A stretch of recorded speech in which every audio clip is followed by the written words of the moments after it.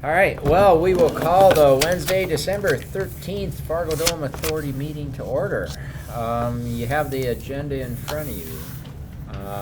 I do have one additional item, and that's, we'll cover it under Section 3C, capital budget item, and that's a gearbox and a unallocated, but a fix that needs to get done. So Rob will give us an update on that. Gearbox for the turf? For cooling tower. Okay. Yep. Is there any other additions to the agenda? Move to approve. Got a first? I would second. Got a second? All those in favor say aye. Aye. Opposed, same sign. Motion carries. All right, you have the minutes in front of you from a long time ago. The last meeting. Yeah. November 28th, it wasn't that long ago. Yeah. There are no corrections. I'll entertain a motion. Move to approve. Got a first? Second. Got a second? All those in favor say aye. Aye. Opposed, same sign. Motion carries. Is there any old business in front of the authority? All right, hearing none. New business. Your general manager's report, which isn't much there. All right. Well, we'll start. Yeah, obviously it's November, with it being a short month, and it's only December 13th. So the November financials aren't officially done. Unofficially, pretty good month. With Shania Twain, a regularly scheduled regular season NDSU football game, a NDSU playoff game, and then Dakota Bowl, state volleyball, and both of the Minnesota high school section playoffs. I think every event, as we're looking at it now, came in pretty much better than budget. So it will be a strong year. Obviously, December is a budgeted large loss month, $250,000, $250,000, and then with obviously vacation accruals, things such as that. But we still feel very, very comfortable that we will come with a solid number. Had a great concert season, had a good NDSU season, and go from there. I guess we did have the Health Tech Trade Career Expo that happened on the 30th of November, so a couple Thursdays ago. That one was interesting. Actually, the Chamber of Commerce, Fargo-Moorhead West Fargo Chamber, took over the contracting of that and working with the West Fargo Public Schools, and that's a bunch of freshmen from all over. A lot of schools come in to that as well. So moving forward, as far as upcoming events, obviously we had last weekend off. We have this weekend off, or the building has this weekend off, and next weekend is kind of interesting for the first time in about 13 or 14 years. But actually, frankly, enjoying the NDSU playoff run a little bit more. Love to see the success that they have. We have Rumble on the Red between Christmas and New Year, the 28th, 29th, and 30th. And then actually we turned the calendar, and with Feed My Starving Children coming in the first 2 weeks of January, we added Fight the Frost. We had a weekend drop off. So we do not have a weekend open until Easter weekend, March 31st right now. And then we also have some weekday events with that as well. And we do Easter, but then we have Circus, we have Mercy Me, trying to fill a couple other things potentially in April. We have Cody Johnson in May, so we have a very busy first half of the year. Also already starting to plan Happy Harry's Rib Fest and move forward with that. So very busy with that. Any questions from the board members, past, future, comments, anything? For state wrestling here this year also. For 2024, we have state wrestling, the 2nd, or it's like the 15th to the 17th of February. We also have the new Class A boys, which is the top 24. That region or that class is the top 24 from what used to be Class B. So it's your Central Casses, your Kindreds. We just actually had a meeting on that this morning. The way they play it is there's only 4 regions, and then within the region, so there will be 4 from the east, 4 from the west. But we could end up with Central Cass, Kindred, and Hillsborough all in the tournament, along with another one from the northern side. So looking forward to that. And then obviously with Disney on Ice, and then we also have state football, the Dakota Bowl, and state volleyball. So we have 4. This next year's is on year, if you will. 24 is an on year for all of the state high school tournament school activities that we could have. Monster Jam, are those just prep days? The dirt will come in. Yeah, they'll load in on they'll bring the dirt in on Tuesday, let it thaw. Well, maybe this year they won't have to thaw so much, and then construct the track, and then it'll be 2 shows on Saturday again. They still flip back and forth. You always have the weather chance. They were going to actually go to a Saturday matinee, Sunday matinee, but then decided to move back and go to just 2 shows on Saturday because it's not Super Bowl weekend anymore.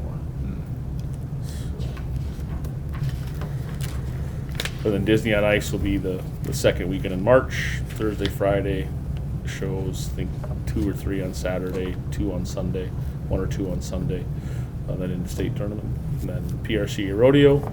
So we have a lot going on in the first half of 2024 as we continue to try to round out some events there and finalize the schedule in the last half. I think I looked the other day, we have, of the 51 weekends, currently I think 27 are booked and 4 others can't be booked because of NDSU playoff holds. So we're filling up. A couple of weekends in September, a weekend in October, nothing in November, and then in December. So trying to find some weekday events to fill in there as well. Good work. All right. Any other questions on that? If not, 3B, the committee reports, there were no meetings, so we will skip that. We'll get to 3C and the 2024 capital budget item. We'll start with the lawn tractor bid. All right. So Bernie and then Mike Nitschke in our operations department, who heads up our snow removal, worked with Tom Ganji at the City of Fargo. He's the City of Fargo Fleet Purchasing Manager, kind of how we've been doing it now. And for the item that was approved in the 2024 capital budget for the lawn tractor with the attachments, obviously the mower attachment and then a rotary brush and salt spreader. They put out an RFP. They only had 1 responder. That was RDO. They did respond, as you can see, with about $63,000, but we do feel that adding the extended warranty is beneficial. Accepting our Fargo management recommendation is to accept the bid of $65,588 from RDO Equipment. It is slightly higher than what is budgeted, but we have resources to make that up. There was $58,000 or $59,000 in the capital budget for 2024, and this will be a 2024 purchase. It's just to get it ordered with the lead time and everything such as that. So if there are no other questions, I would request that motion to accept RDO Equipment's submittal of $65,588 and move forward. Move to approve. First by Dave, Second. second by Troy. Roll call, Blake? Yes. Troy? Yes. Mike? Yes. David? Yes. Rick? Yes. All right, thank you. The second item then, which actually came up just very recently, so I apologize for not putting out information.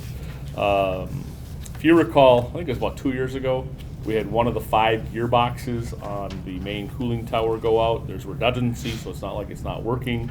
Plus, we don't really have to cool that much right now.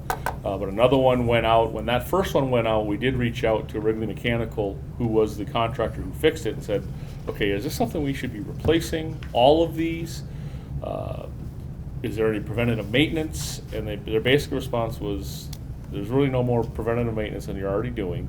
And because of the redundancy that's built in there, you don't really need to replace them until they need repair. So we went that way. With this one,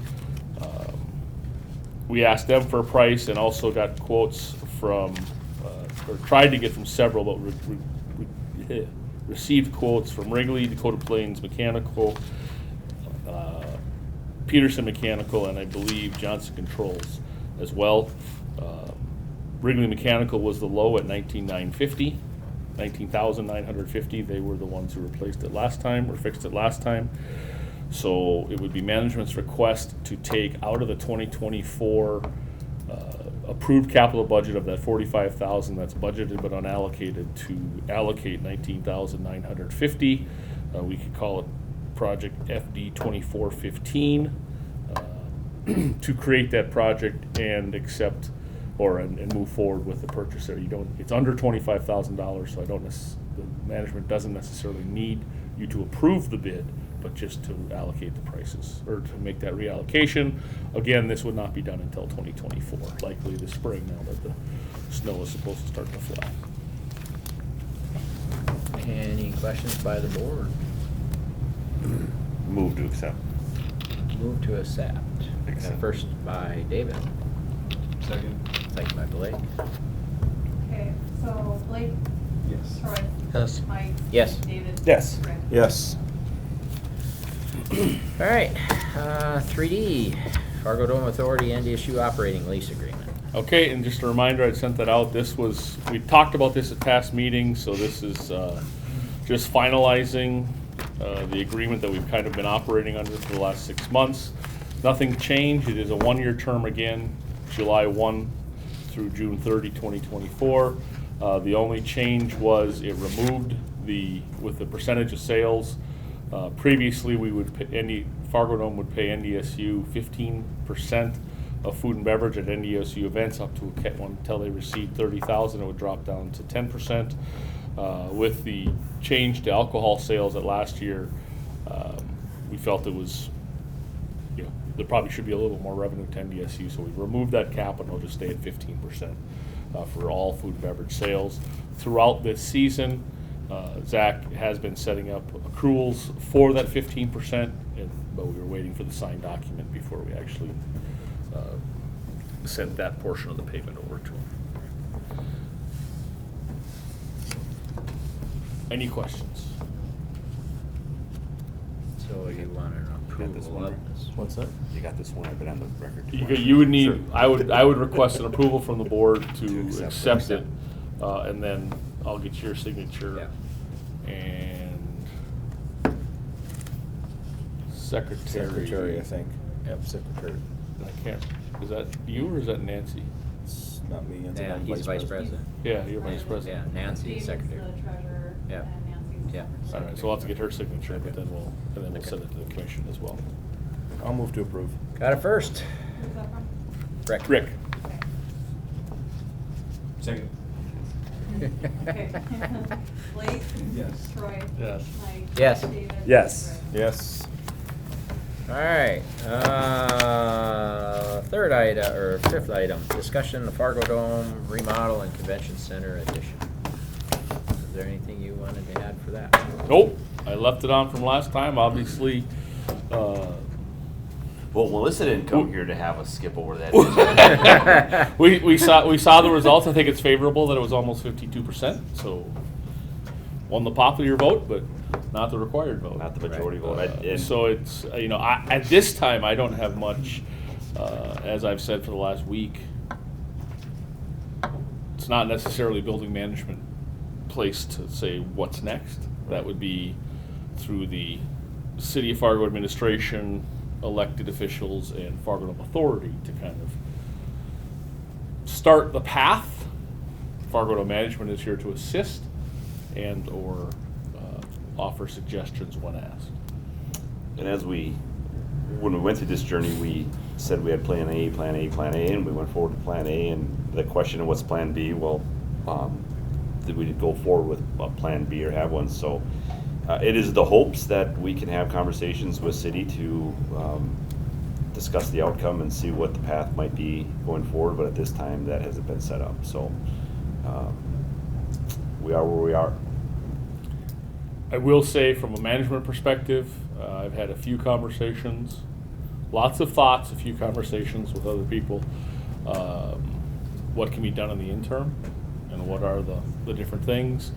Again, we're back to that conversation a little bit like we've been for the last 5 years of, well, whatever we do, we want to make sure we don't screw up anything else, but I think, you know, there are portions of it that we can take.